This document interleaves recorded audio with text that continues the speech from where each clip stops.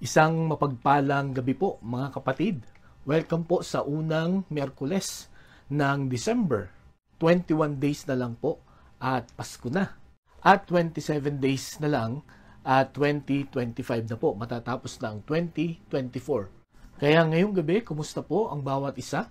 Nawa ay meron po tayong maayos na kalusugan, malalakas na pangatawan. Patuloy natin pong ipanalangin ang mga kapatiran natin na may karamdaman po sa oras na ito, nawa maranasan nila ang kagalingan po na nagbubuhat sa atin pong Panginoon at nawa ay makasama din natin sila sa atin pong pagtitipon, sa ating pananambahan, maging sa atin pong mga fellowships, sapagkat tunay po na ang presensya ng bawat isa ay nagbibigay ng malaking encouragement po sa bawat isa po sa atin. Kaya wag po tayong magsawa, wag tayong makalimot na ipanalangin ang atin pong mga kapatiran.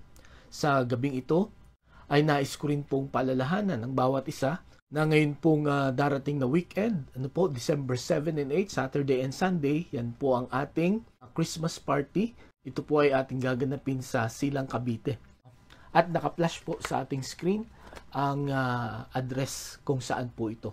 So I hope na ang bawat isa po ay may maayos nga po na kalusugan, walang anumang hindrances, nawa ay makadalo ang bawat isa upang sama-sama po natin alalahanin, i-celebrate ang unang pagdating ng ating pong Panginoon 2,000 years ago. So see you there this coming weekend. Ngayon pong gabi, atin na pong buksan ang ating pong mga Biblia sa aklat po ng Luke chapter 2 verses 25 to 38. Luke chapter 2 verses 25 to 38. Pakinggan po natin ang magbabasa nito. Now, there was a man in Jerusalem called Simeon, who was righteous and devout. He was waiting for the consolation of Israel, and the Holy Spirit was upon him. It had been revealed to him by the Holy Spirit that he would not die before he had seen the Lord's Christ. Moved by the Spirit, he went into the temple courts. When the parents brought in the child Jesus to do for him what the custom of the law required, Simeon took him in his arms and praised God, saying, Sovereign Lord, as you have promised, you now dismiss your servant in peace. For my eyes have seen your salvation, which you have prepared in the sight of all people, a light for revelation to the Gentiles and for glory to your people Israel. The child's father and mother marveled at what was said about him. Then Simeon blessed them and said to Mary, his mother, This child is destined to cause the falling and rising of many in Israel, and to be a sign that will be spoken against, so that the thoughts of many hearts will be revealed. And a sword will pierce your own soul too. There was also a prophetess, Anna, the daughter of Phanuel, of the tribe of Asher. She was very old. She had lived with her husband 7 years after her marriage, and then was a widow until she was 84. She never left the temple, but worshipped night and day, fasting and praying. Coming up to them at that very moment, she gave thanks to God and spoke about the child to all who were looking forward to the redemption of Jerusalem. Pagpalain po ng Panginoon ang pagkabasa ng kanyang salita, tayo po ay manalangin. Panginoon, salamat po sa pagkakataon uli na inyong ibinigay sa amin ngayong gabi para kami, Panginoon, ay mag-aral ng inyong pong salita. Panginoon, sa amin pong paghahanda sa pagdiriwang ng unang pagdating ng Panginoong Hesukristo. Nawa ang mga lessons, ang mga instructions na nakapaloob dito ay makita po namin at magamit namin, Panginoon, sa pang-araw-araw naming buhay, lalo tigit, Panginoon, sa aming pag-iintay sa muling pagbabalik ng Panginoong Hesukristo. Tulungan mo kaming maunawaan ito, tulungan mo kaming maisagawa ito sa buhay namin. Ito aming dalangin sa pangalan ni Jesus. Amen. Noon pong 1360 ay meron pong isang English poet na ang pangalan ay William Langland. Siya po ay sumulat ng tula na ang title ay Piers Plowman. Buhat po sa tulang ito, meron po siyang isang quotation na inilagay dito na itong quotation na ito ay naging kasibihan simula noon pong taong yun, 1360, hanggang sa kapanahunan ito. At ito pong kasabihang ito ay patience is a virtue. No? Patience is a virtue. Or ang pasensya or ang pagtsatsaga ay isang mabuting katangian or isang mabuting ugali. Ano bang ibig sabihin ng patience?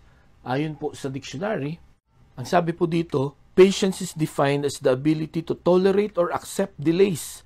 It can help people develop inner strength and sound judgment and make clear-headed decisions in a world that can feel rushed and demanding. So ito daw po ay kakayahan. Ang patience ay kakayahan para baliwalain or tanggapin ang pagkaantala.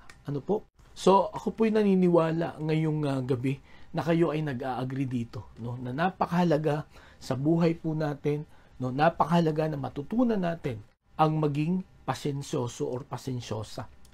Itong isang katangian na dapat ay ma-develop po natin sa atin pong sarili. Sapagkat naniniwala po ako ngayong gabi ito na ang dahilan kung bakit maraming aksidente sa daan, maraming nasisira ng mga relationships, maraming mga krimen na nagaganap ngayon po sa kapanahon na natin ay dahil po sa impatience. Mainipin tayo pong lahat. Kulang po tayo sa pasensya. At kung atin pong oobserbahan, ang resulta ng impatience, ito po ay disastrous or trouble. Hindi po makakabuti sa atin. Even in our health, marami po ang nagkakasakit dahil po sa pagka-mainipin. Maraming nai-stress, nagiging anxious, nadidepress because of impatience. Ngayong gabi mga kapatid, since 21 days na lang at isi-celebrate na po natin ang Pasko, ay nais ko pong pag-aralan natin ang dalawang tao na naghintay sa pagdating ng Panginoong Hesukristo. At makikita po natin dito kung gaano kahaba ang kanilang pasensya. At sa pamamagitan po ng ginawa nilang ito, ang panalangin ko po ngayong gabi ay matutunan din po natin kung papaano maghintay, lalo na at atin pong pinag-aralan ang muling pagbabalik ng Panginoong Hesukristo. Makikita po natin, buhat po sa dalawang taong ito, kung papaano nila hinintay ang kapanganakan ng ipinangako sa kanila na tagapagligtas. At gaya nga po ng sabi ko kanina, meron po tayong makikita ilang mga leksyon sa larangan po ng paghihintay. Kaya pinamagatan ko po ang ating mensahe ngayong gabi, Anticipating Christmas. Anticipating Christmas, paghihintay sa Kapaskuhan. Paano po ba natin ito pinaghahandaan? Bagamat dumating na ang Panginoon 2,000 years ago, pero as we celebrate His birth, paano ba natin ito iniintay? Paano ba natin ito pinaghahandaan? Dito sa Pilipinas, September pa lang talagang excited na ang mga tao to celebrate Christmas. Ngunit gaya nga ng sabi ko nung Sunday, iba na ang paraan ngayon. Kumbaga ay malayo na sa dapat na attitude, dapat na mindset natin ang pag-celebrate natin ng Christmas. At nawa sa atin pong pag-aaralan ngayon, sa biyaya ng Diyos ay maitama ang atin pong paraan ng paghihintay sa darating na Pasko. As I've said a while ago, meron po tayong 3 leksyon or lessons na makikita sa dalawang taong ito na naghintay sa kapanganakan ng Panginoong Hesukristo. Kung babalikan po natin itong mga talata na atin pong narinig at nabasa, ito po ay sa Luke chapter 2. Dito po ay isinulat ni Lucas kung paano pinanganak ang Panginoong Hesukristo. At after 8 days, sinircumcise ang Panginoong Hesukristo. Ito po ay kaugalian ng mga Hudyo. After 8 days, ay sila kailangan i-circumcise, and then after that, kailangan nilang dalhin sa templo at i-alay, i-dedicate sa Panginoon. Lalo na ang mga panganay na lalaki. Yan po ay kautusan ni Moses. At ito nga po ang ginawa ni Joseph and Mary, ang biological parents ng Panginoong Hesukristo. At sa kanilang pagpunta sa templo, meron silang dalawang nakita na tao. Ang una ay si Simeon. Okay? Alam niyo po, napakaikli ng description sa taong ito. Ang sabi lang sa verse 25, "Now there was a man in Jerusalem called Simeon, who was righteous and devout. He was waiting for the consolation of Israel, and the Holy Spirit was upon him. It had been revealed to him by the Holy Spirit that he would not die before he had seen the Lord's Christ." So ito pong si Simeon, no, ang sabi dito, siya ay righteous, siya ay devout, no? Siya ay kumbaga ay faithful sa Panginoon. At ni-reveal sa kanya ng Holy Spirit na hindi siya mamamatay hangga't hindi niya nakikita ang Panginoong Hesukristo. At ito na nga ang katuparan ng ipinangako sa kanya. Nakita niya ang Panginoon. Kaya nga sabi niya dito sa verse 29, "Sovereign Lord, as you have promised, you now dismiss your servant in peace." Okay? So, ito po ang sabi ni Simeon nung makita na niya ang Panginoon, no? Sabi niya, panahon na, no? Para kunin mo na ako in peace. Okay? It's time for me to rest in peace, kumbaga. Hindi nilagay dito kung gaano siya katanda. Hindi dito nilagay kung gaano katagal siya naghintay. Ang nakalagay dito, siya ay naghintay. Okay? And then, ang pangalawa ay si Anna.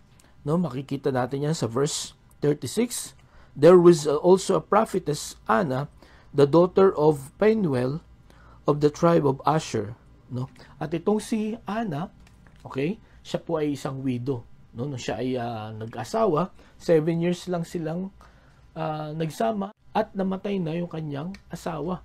So, from then hanggang siya ay age 84, no? Siya ay widow, hindi na siya nag-asawa. At alam po ninyo, gaya ng napag-aralan natin, ang common age or marrying age ng mga Jewish women during those times ay 14 to 16 years old. So, possible na po na itong si Anna, nung siya ay nag-asawa ay mga 15 years old. Then, nabalo siya nung siya ay 22. So, since 22 hanggang 84, 62 years siyang balo. At ano ang ginawa niya? Siya ay nagpunta sa templo, siya ay sumamba, siya ay nanalangin, siya ay nag-ayuno. Yun na lang ang ginawa niya sa buong buhay niya. And again, nung makita niya ang Panginoong Hesukristo, ang sabi sa verse 38, "Coming up to them, at that very moment, she gave thanks to God and spoke about the child to all who were looking forward to the redemption of Jerusalem." Okay? So, inudyukan ng banal na spirito ang dalawang ito, na ito na yung inyong iniintay. Napakaikli po ng kwento ng dalawang taong ito. Ngunit napakahalaga po sa kanila noon at ganun din sa atin ngayon. Yung mga lessons na makikita natin tungkol po sa paghintay. Ano po? Sila, as they anticipate Christmas, as they anticipate the first coming of the Savior, no? At ganun din po tayo, no? As we anticipate Christmas, at hindi lang 'yon, ano? Ngayon ang iniintay natin ay muling pagbabalik ng Panginoon. Nawa matutunan din natin itong tatlong lessons na ito. So ano po ang una na makikita natin na lesson from their anticipation for Christmas? Ang una, remain faithful to His Word, no? Remain faithful to His Word. Sa atin pong paghihintay sa pangako ng Panginoon, manatili tayong tapat. Okay? Huwag tayong mapagod, no? Huwag tayong magduda sa mga pangako ng Panginoon. Sa panahong ito, I'm sure marami rin po mga pangako ang Panginoon sa bawat isa sa atin. At marahil hanggang ngayon ay iniintay pa rin natin. Ang leksyon na makikita po natin kay Simeon and kay Anna, they remain faithful in spite of a very long time of waiting, of anticipation for Christ coming. At kay Anna, since siya lang yung recorded dito ang edad, 62 years. Ano po? Kasi ang sabi dito, pagkatapos niyang maging balo, no, tumira na siya sa temple. Hindi na siya umalis doon. Ang ginawa na lang niya, nanalangin siya, no, nag-fasting, at sumamba day and night. Okay? So, she devoted herself, no, to God. Ito po ang gusto ko na makita natin, no, at ipanalangin natin, no, sa atin pong paghihintay as we anticipate Christmas and as we anticipate the second coming of the Lord, no. Let us remain faithful to to His Word. Sapagkat bagamat ang timing ng Panginoon ay hindi natin timing, no? Ang pangako ng Panginoon, yan po ay darating sa takdang panahon. Katulad ng unang pagdating ng Panginoong Hesukristo. Ayon po sa Galatians chapter 4 verse 4, siya ay dumating sa tama, no? Sa takda na panahon. At naniniwala ako sa gabing ito na ang muling pagbabalik niya ay mangyayari sa takdang panahon. Ang mga pangako niya na atin pong pinangahawakan ngayon pong gabing ito, yan po ay darating, no, sa takdang panahon. Kaya, ang unang lesson na gusto ko pong matutunan natin sa ating paghihintay sa Panginoon, we need to remain faithful to His Word. At yan po makikita natin na ginawa ni Daniel. Ano po? Sabi po sa Daniel chapter 1, verse 8, ang sabi dito, "But Daniel resolved not to defile himself with the royal food and wine, and he asked the chief official for permission not to defile himself this way." So, pansinin niyo yung salitang he resolved, no? He decided in his heart. Okay? Kumbaga ay ipinasya niya, no, sa sarili niya na siya ay magtatapat sa Panginoon. Alam natin ang nangyari kay Daniel. Ano po? Sila ay nasa Babylon dito and they were teenagers. Okay? Malayo sila sa kanilang bayan. Dahil sila ay matatalino, no? Dahil sila ay member ng royal family, sila po ay binigyan ng special training, no? Para maglingkod sa gobyerno ng Babylon. And part of that, sila ay kakain ng masasarap na pagkain, no? Kaya lang itong mga masasarap na pagkain ito, inialay muna sa Diyos-Diyosan. At ito ang turo sa kanila ni Moses at ng kanilang mga magulang, huwag kayong kakain ng mga pagkain na inialay sa Diyos-Diyosan. Kung tutusin, dito po sa Babylon, wala naman nakakaalam at wala namang magsusumbong, no? At napakasarap ng mga pagkain at sila yung mga kabataan pa, kumbaga ay kalakasang kumain. Pero anong ginawa ni Daniel at kasama niya si Shadrach, Meshach at Abednego? They decided, no? They resolved, they purpose in their heart not to defile themselves. Ang ibig sabihin, they purpose in their heart to remain faithful to the Lord. Kahit nasaan, no? Kahit na hindi nila alam kung sila ay makakalaya pa, no, sa Babylon. Pero isa lang ang sigurado nila during this time, sinigurado nila na magtatapat sila sa Panginoon. Kahit na anong hamon ang kanilang makaharap. Ngayong gabi mga kapatid, gaano katibay ang ating katapatan sa Panginoon. Nawa tayo po ay nagtatapat, tayo po ay sumasampalataya, tayo ay sumusunod pa rin, no, sa ating Panginoon sa kabila na maraming pagsubok, maraming mga problema, may mga karamdaman tayo, no? Tayo ay mananatili na nagtatapat sa ating pong Panginoon. Mananatili na humahawak sa kanyang mga pangako. Yan po ang ginawa ni Simeon at ni Anna as they anticipate the coming of the Lord, as they anticipate Christmas.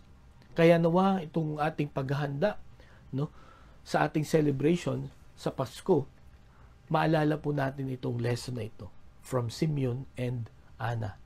Imagine si Simeon, hindi siya mamamatay hanggat hindi niya nakita, no po, ang Panginoong Hesukristo.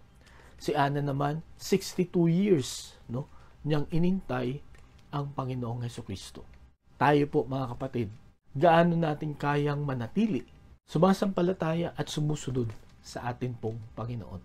So yun po ang una na makikita natin na lesson dito po sa anticipating Christmas. As we anticipate Christmas, let us remain faithful to His Word. Okay? And then ang pangalawa, let us rebuke every doubt. No? Let us rebuke every doubt. Atin pong iwaksi, ating sawayin, ano po, ang kahit anuman na magbibigay sa atin ng pagdududa, no? Na mangyayari ang pangako ng Panginoon. Sapagkat sa atin pong pang-araw-araw na pamumuhay, sa atin pong paninindigan, no? Sa atin pong pagiging tapat sa salita ng Diyos, no? Sa utos ng Diyos, maraming mga bagay, maraming mga tao ang magbibigay po sa atin ng pag-aalinlangan, no? Magbibigay sa atin ng discouragement, At kung ito po ay ating i-entertain, no po, ito po ang mangyayari sa atin. Magsisimula na tayong magduda, mag-slow down na tayo hanggang sa tumigil na tayo, no? Huwag na tayong maniwala sa Panginoon. Si Simeon at saka si Ana, for sure, marami po ng mga tao na narinig sila na nagbibigay ng doubts, no? Maraming circumstances sa buhay nila na pwede nilang maging dahilan para magduda. Pero naniniwala ako na itong si Simeon and Ana, they rebuke them all, no? Sapagkat nung makita nila ang Panginoong Hesukristo, sapagkat nung dumating ang Panginoong Hesukristo, naandun pa rin sila. Di po ba? Ang ibig sabihin, hindi sila naapektuhan nung mga discouragement na yun, no? Nung mga tao na humahamon, no, sa tatag ng atin pong pananampalataya sa atin pong Panginoon. Marahil sa panahon natin ngayon, nakakarinig tayo na, totoo ba yung pinapanampalatayanan mo? No? Tama ba yung pinasok mo? Totoo ba yung pangako ng Diyos na sinasamba mo? Mga kapatid, katulad ng ginawa ni Simeon at saka ni Ana, they rebuked every doubt. Ano? Maganda rin po itong nakalagay sa Daniel chapter 3, verse 15 to 18. Ito po ay madalas nating pinag-aaralan. Ito po ang nangyari kay Shadrach, Meshach, and Abednego noong nagpatayo si King Nebuchadnezzar ng 90 feet na statue niya na gold. Na ang instruction niya, pag narinig ang music, kailangan lahat ay yuyuko. Pero itong tatlong magkakaibigan na ito ay hindi sila yumuko. Kaya sabi dito sa verse 15 hanggang 18, Now, when you hear the sound of the horn, flute, sitar, lyre, harp, pipes, and all kinds of music, if you are ready to fall down and worship the image I made, very good. But if you do not worship it, you will be thrown immediately into a blazing furnace. Then what God will be able to rescue you from my hand? Okay, tingnan niyo po itong sabi ni King Nebuchadnezzar, ano? Kasi nung yun nga, may nagsumbong sa kanya na itong tatlong ito hindi sumasamba, binigyan pa niya ng one more chance. Okay? Sabi niya, sige ha, pagka narinig niyo yung tunog ng choir, ano, or ng orchestra, dapat kayo ay yuyuko. Kasi kung hindi kayo yuyuko, itatapon kayo dun sa nagniningas na horno. And then, ang sabi niya, anong klaseng Diyos ang makakapagligtas sa inyo? Ang ibig niya sabihin, walang anumang Diyos ang makakapagligtas sa inyo. So, dito, King Nebuchadnezzar is casting doubts, no? Talagang sinasabihan na ng hari mismo, no? Itong tatlong kabataan na ito, na pagka hindi kayo sumamba, mamamatay kayo at hindi kayo kayang iligtas ng inyong Diyos. At napakaganda ng sagot, no, ng tatlong kabataang ito. Shadrach, Meshach, and Abednego replied to the king, O Nebuchadnezzar, we do not need to defend ourselves before you in this matter. If we are thrown into the blazing furnace, the God we serve is able to save us from it, and he will rescue us from your hand, O king. But even if he does not, we want you to know, O king, that we will not serve your gods or worship the image of gold you have set up. Okay? So, ang sabi ng tatlong kabataan, hindi na namin kailangan ipagtanggol ang aming mga sarili sapagkat alam namin, no, na iingatan kami, no, poprotektahan kami ng Panginoon. At kung hindi man, ay hindi kami sasamba pa rin sa iyong Diyos-Diyosan na ginawa. Ang gustong sabihin dito ni Shadrach, Meshach, at Abednego, kahit natakutin mo kami, i-discourage mo kami, kahit nabigyan mo kami ng mga doubts, no, kung kami ipoprotektahan, no, kung tutuparin ng Panginoon ang mga pangako niya sa akin, hindi kami maniniwala sa iyo. Hindi kami susunod sa iyo. Mananatili pa rin kaming tapat sa aming Panginoon. Na kung tutusin, kung titingnan natin itong setting na ito, yun nga, pwede naman silang yumukod na lang, no, para hindi sila magkaroon ng problema. Pero nakita po natin yung kanilang panindigan at nakita natin, mga kapatid, kung paano sila prinotektahan ng Panginoon. So, yun po ang pangalawa na lesson na dapat po nating matutunan, sa paghihintay ni Simeon at saka ni Ana. Okay? Una, we need to remain faithful to His Word. Secondly, we need to rebuke or reject any doubts, no? Katulad din ng ginawa ni Shadrach, Meshach, and Abednego. Ngayong gabi mga kapatid, kumusta po ang ating pananampalataya sa ating pong Panginoon? 100% pa rin po ba? Sa mga nararanasan natin, sa nangyayari sa kapaligiran natin, no, sa atin pong mga kalusugan, sa atin pong mga relationships, no, mas lalo po bang tumitibay ang ating pananampalataya sa atin pong Panginoon?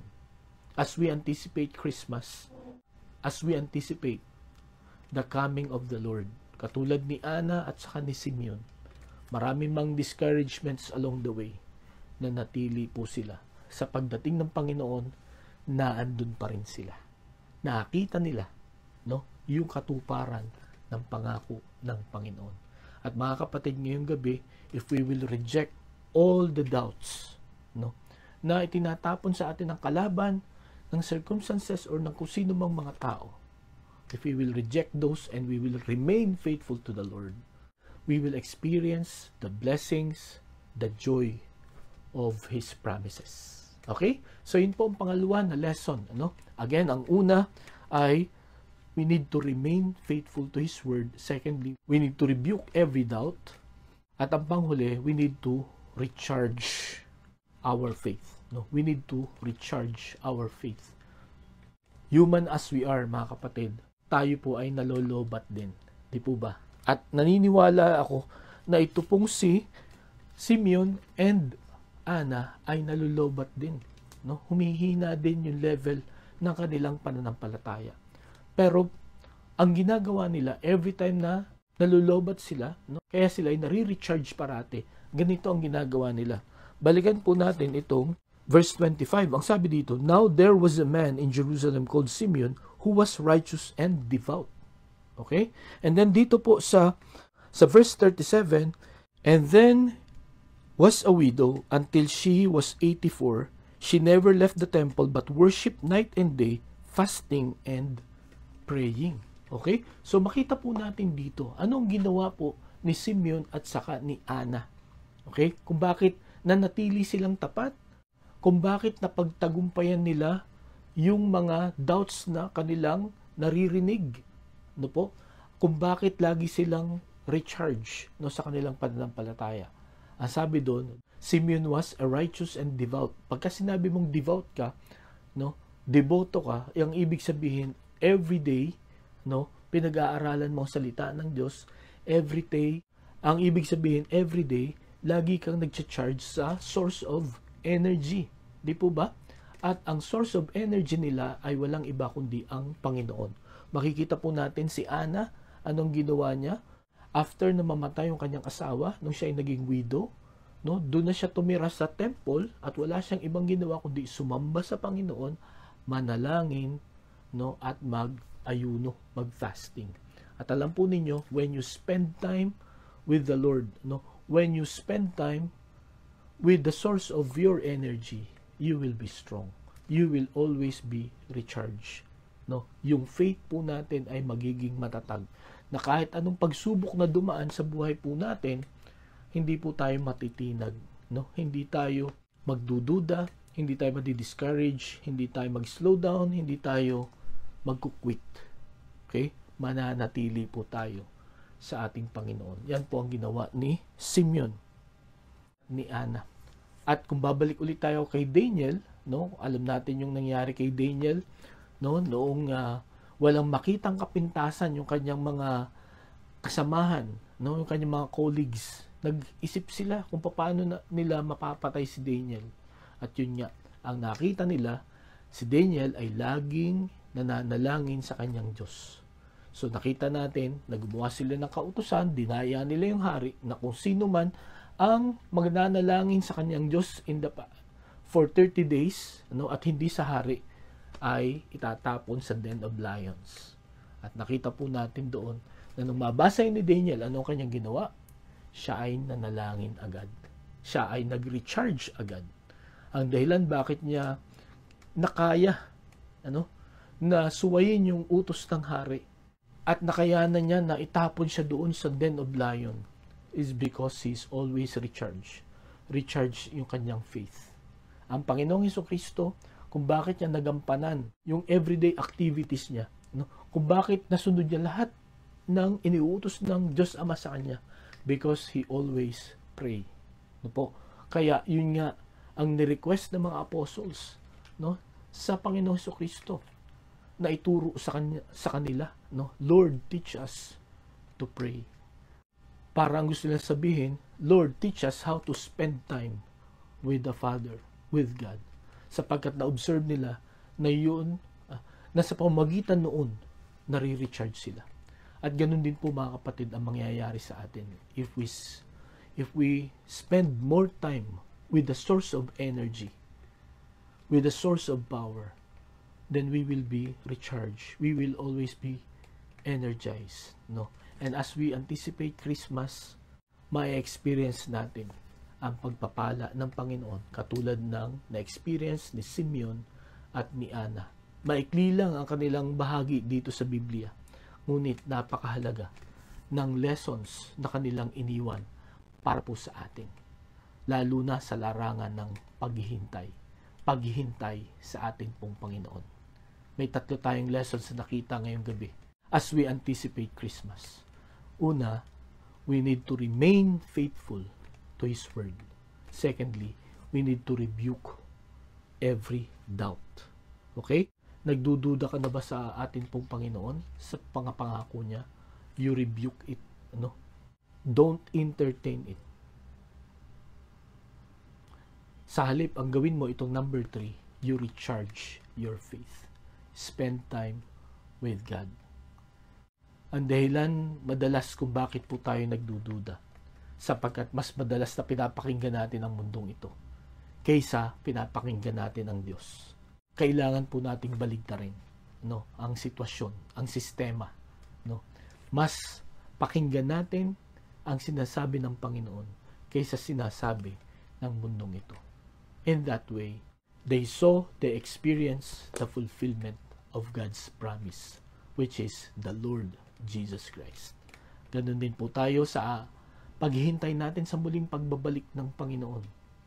Marahil maraming tayong naririnig na hindi totoo yan. Hindi pa ngayon yan.